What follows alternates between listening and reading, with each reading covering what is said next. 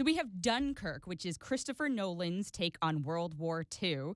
And it's about the evacuation of Dunkirk, where the English and French soldiers were trapped on a beach and the Germans were just bombing them and didn't need to keep doing a land attack because they were just stuck at this beach. So they just kept picking them off. It stars Fionn Whitehead, Mark Rylance, Kenneth Branagh, and perennial Chris Nolan casting choices Cillian Murphy and Tom Hardy, who I maintain that it doesn't matter what role he's in. I do not understand a word he says. Who, Tom Hardy? Tom Hardy. Just don't understand him. Like, and he's Bane in Batman. He's right, exactly. He's Bane in Batman. It's funny because he's a fighter pilot in this, and so he wears a mask over his face most of this movie. So I was like, oh, he just, this is just what Tom Hardy does now. Also, fun fact, Harry Styles from One Direction is in this. It's just like a straight up role. Like, it's not like him trying to be like cameo in, which, like, spoilers, Game of Thrones did this week with Ed Sheeran, and I was like livid when I saw that. I was like, what is he doing in my universe? Go away, Ed Sheeran. Anyway, I digress. So, Dunkirk, World War II movie. There's not a ton of dialogue in this film. I'm going to call it a visual symphony set to a very symphonic score. The story's told in an almost non-linear way, which honestly, it was like a little confusing to start. It's all taking place and you're seeing like the same sort of span of time, but you're not sure at which point in this span of time you are. And so again, it was like a little confusing on first watch, and I feel like I kind of have to watch it again, which is a very Chris Nolan thing. Yeah, did you try to roll Inception into this? Is that what it was? Yeah, it was like a mini, not Inception, more Memento, where it's like you forget where you are, or so it was like honestly like a little confusing for me. I'm just gonna admit it. And everyone is saying that Dunkirk is Chris Nolan's best movie. And I feel like it's getting overhyped because I went in with these expectations of something that was just going to completely blow me out of the water, and it was going to be my favorite film of all time. People are calling it the best film of the year, which one, as I say, unfair. Year's not over yet. Two, I really don't think it's fair, and it sets these crazy expectations. And it's not Chris Nolan's fault. He's not running around being like, this is my greatest movie.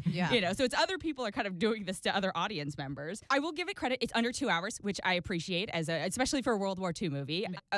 It might not be for you. It really honestly might not be for you. I don't know if it delivers on this level of hype, because I remember when Inception came out, right? And everyone was like, this is the craziest movie ever. This is going to be amazing. And I went and I was still blown away. I was like, this is cool. I really appreciate the concepts here. Yeah. And maybe it's because he was picking like a real world story and he didn't get to build this universe, right? He's constrained by reality because most of his work is, Interstellar takes place in the future, space, etc. Yep. Memento is it's our world, but it's playing with reality. Inception is just craziness. And the Batman trilogy is like in this world of Gotham. So it's kind of fantasy in a sense. So this one I felt like I was like, I don't know how I feel about Chris Nolan in the real world. I feel like we get two types of World War II films, and we get Saving Private Ryan's and we get Schindler's Lists. Yeah. This was neither of those, which I give it credit for, right? It's definitely different in that sense. It defies categorization.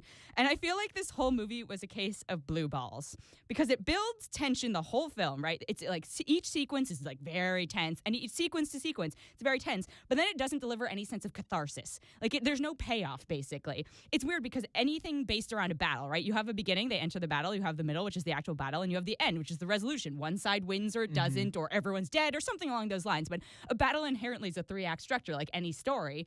But I feel like this movie was mostly middle, right? It's just sort of the tense waiting on the beach, which he did very well. But when there's no beginning, there's really just like, okay, well, we don't really care about these characters except for the fact that we know they're the good guys of World War II, right? Like, I don't know who these people are except for they're soldiers. They're unknown. And I felt like that's, I don't want to say cheating, but it's definitely expecting your audience to just kind of plug in, right? You're not like really leading them to this, which is, it's a choice. It's a Chris Nolan choice. And, he clearly did what he wanted with it. I feel like the ending was just, and again, it's not a spoiler because we know how the Battle of Dunkirk ended, but it was just sort of like, oh, okay, rescue, yay. That's it, yay. They go through all of this stuff, and then they're like, it's like, oh, yay. And like, there's one moment of like, yay, ships are here. And then that's it. And I was just like, I don't know how I feel about this resolution. I didn't feel like we had any character development because we're cutting between storylines this whole time. We're cutting between these actors who we don't really know who they are, except for, again, that they're soldiers. There's like one family that we sort of kind of meet, but it wasn't enough for me to be like, oh, okay, like Mark Rylance has the most lines out of this, and he's an amazing actor, so it makes sense that he had the most lines. Again, I was just like, this is not a perfect movie. Everyone keeps saying it is. Also, I'm just going to say, there are 2 lines from women. That's it. There are 2 lines. One woman speaks an hour, and she's like very token lines. I don't know why I noticed this, but I was like, okay, well, there are clearly women at this battle. And not that it's like their story, but come on, man. Like, come on. Like, are we really? All right. I'm just throwing it out there. Something I noticed. So Dunkirk, I believe, was meant to be seen in 70 millimeter IMAX, right? And It's 70mm IMAX will like blow your eyeballs out. It's super immersive. It's crazy. It's really cool. I did not see it in 70mm IMAX just because I didn't have a choice. Mm-hmm. And I feel like I missed out because of that. Like, I feel like it was not immersive. Like, the screen didn't take up my whole field of vision. Like, the sound was fine, but it just wasn't there. So I was like, well, maybe I need to see this again. Maybe I missed the point, right? Maybe I missed the experience. Maybe this is an experience film. It's like watching Avengers on Blu-ray. It's just not the same. Right. I was like, this is one of those few films that I say has to be seen in theaters. So it's still very good, right? It's still very interesting to watch. It was beautiful. Chris Nolan knows what he's doing. Also, it's like not a ton of crazy VFX. Like, he does practical stuff. Cool. Which is a little different for him, considering if you remember, like, Inception was just all these like crazy cities and falling apart and stuff like that. So I'm gonna be an outlier because I'm gonna be on the lower scale of good for this, and I know everyone's like 5 out of 5, amazing. I'm gonna give it 3.9. Okay. Wow, you really like to push the envelope on things. I'm being bold here. Yeah. 3.9, still not bad though. That's still a good score out of 5. Yeah, absolutely. I honestly think I think everyone needs to lower their expectations a little bit, right? Like, this isn't the greatest movie of all time. Again, nonlinear storytelling a little bit, like not a super character-driven story. And if you're not into that, like, you're not gonna love this movie. Sure. There you go. 3.9 out of 5. What's your second movie today, Dana? It's Valerian and the City of 1,000 Planets, which is a mouthful to say. And so it's a very summer spectacle weekend because I think this film also is one that definitely needs to be seen in theaters. Like, I don't think the impact of it at home will be nearly as impressive. It's from director... Is it a cartoon? No, well... That's debatable. It's in the sense that it's a VFX spectacular, right? Like, most of the characters are CG. It does have 2 real life characters played by Dane DeHaan, who I call Leonardo DiCaprio light, because if you look at him, you're like, oh, you're who they cast when they can't get Leo and like need someone who kind of looks like that. And then Cara Delevingne, also Clive, Owen, Ethan Hawke, and Rihanna are all in it. Yeah. Okay, great. It's a very impressive cast. It's from director Luc Besson, who did The Fifth Element, so he knows his sci-fi. La Femme Nikita, Leon the Professional, and Taken. So Luc Besson like knows spectacle and he knows like big stories.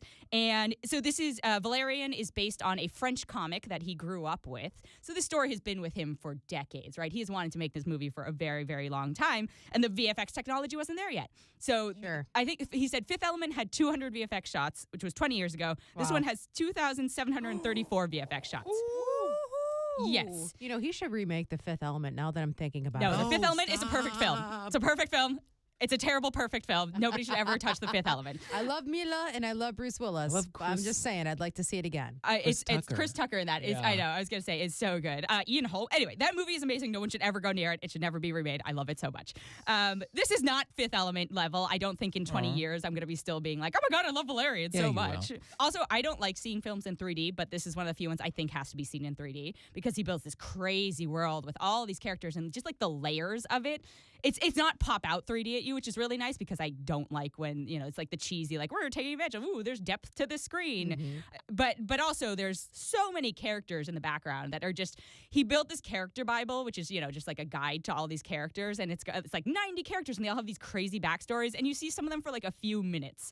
So you know this guy has been thinking about Valerian for a very long time. And it's just like a labor of love. Is there like a 10 book series out there that explains the whole story? So it's like a 29, I think, piece French comic, but it's very short. Okay. It's very, very short, right? It's like a comic from, I think, like the 60s or 70s. So it's not like the modern day comics that are kind of tomes. It's a very quick story. So this is definitely kind of his take on it, and he's definitely expanded it a lot, as you can tell. And so anyway, the idea is it's like a space buddy comedy. Dane DeHaan and Cara Delevingne play Valerian and Laureline, who are essentially space police, and like a little bit of romance. You know, you can't have that without the romantic tension, I guess. Sure. And they are basically space police for what I'm going to call an international space station on steroids. So it's called Alpha, and basically all these cultures keep kind of coming to it, and so it becomes the city of 1,000 planets in that it's a city in space. Oh. So it's okay, you know, it's cool, it's diverse, you know, various alien civilizations, and again, I was so impressed by just the number of aliens and the diversity, and it's funny though, because he's like, I want to make sure they're all unique. And so he did this thing where he had a team of artists and he didn't let them talk to each other. And he's like, okay, you design things and you design these things. And like to make sure that they weren't all like coming to a super cohesive vision because it's a bunch of cultures, he wouldn't let them speak to each other, which I think is hilarious. That being said, it reminds me of Avatar, but like, so, and he said he was very inspired by Avatar. And it's funny because there's this main species of creatures and they just look at like albino bald Na'vi. And the whole time I was sitting there, I was like, okay, this is unique, but this is just, those are Na'vi. Those are definitely Na'vi, Sure. which are the creatures, the blue creatures in Avatar. So Yeah. I was like, the one thing, Luke, the one thing that you should have made sure doesn't look like anything else we've ever seen before looks like James Cameron's creatures. And they were probably in the comic from the 60s, so he's probably like, you know what? I did it. Someone did it first. Actually, I don't know about that. That's a good question. I should We'll look have that to up. yeah. If they were actually the original aliens that they encountered. Yeah. Anyway, He might be able to sue James Cameron, just saying. No.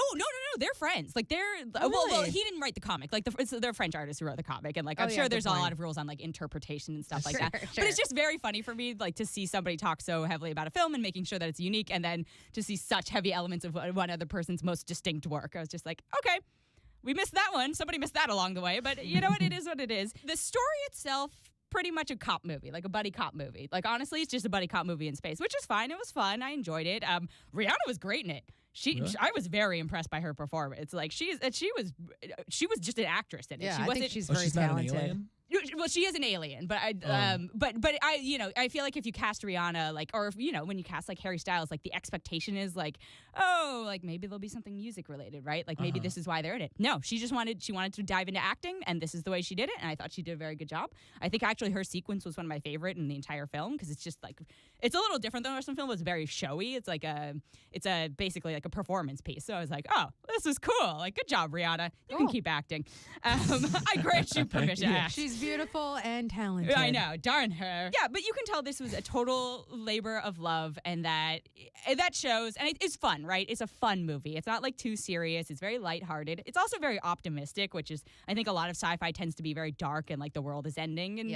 And this was kind of a vision of a potentially utopian future that doesn't have, it's not a perfect future, but the idea that like thousands of creatures can live together in harmony is like a cool concept to aspire to. And I would be interested to see if he did a sequel because it definitely sets it up, right? This is anything along those lines sets up a universe. Cool. What's it called again? Valerian and the City of 1,000 Planets. Okay. Nice short title. Yes, yeah. So just search for Valerian and it will pop up. Or search for Rihanna and Valerian and it will definitely pop up. But yeah, I think if any of the things that I've said have appealed to you, I think it's definitely worth checking out. Again, it's not going to be, if you don't like sci-fi, it's not going to be for you. Sure. That's just flat out. But I think in terms of, fun summer offerings, it's up there. So I'm going to give it a 3.7 out of 5. Nice.